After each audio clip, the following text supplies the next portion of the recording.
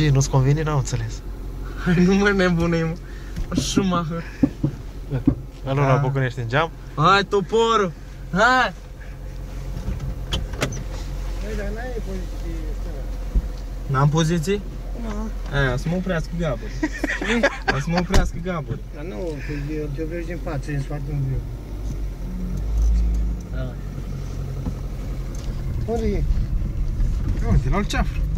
Eu mă aștept la scară acolo. Da, dar și taxiul, ți-a scând taxiul. O să te aștept și în față la scară, mă pui să fac manevri pe acolo. Dar ce are aici? Da. Toporul, ia cu piură, Paul, ia cu parbriz.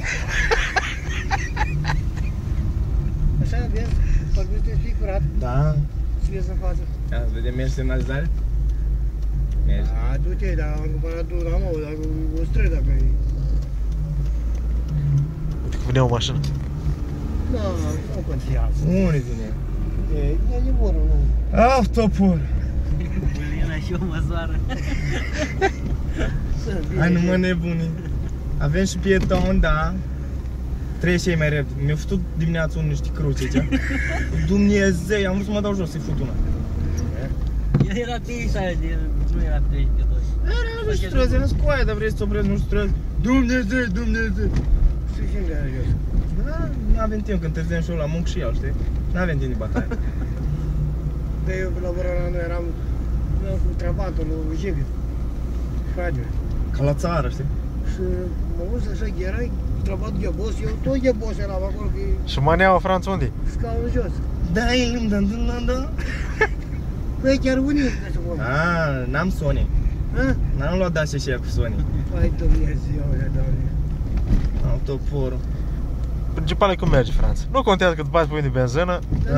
Da, poți să faci așa, nu o să fii benză, nu e problemă. Uite că ți-o dat drumul, vezi, altfel nu merge. Nu, merge. Tot. Ce camion mare, Franț, treci pe lângă dânsul? Nu știu, Ce o să dai? O să că nu știu, vapoare. băi, Dacia să mă lea cu sâr, măi. Iau. Că pugnești și s-o dus tot la dânsa de-am. Dar nu se duce nica dacă tu trebuie să... N-ai cu tine asta, știi cum e? Și ți-i până atunci vă trebuie să mă... Po, când ai ieșit la voi. Ce ia?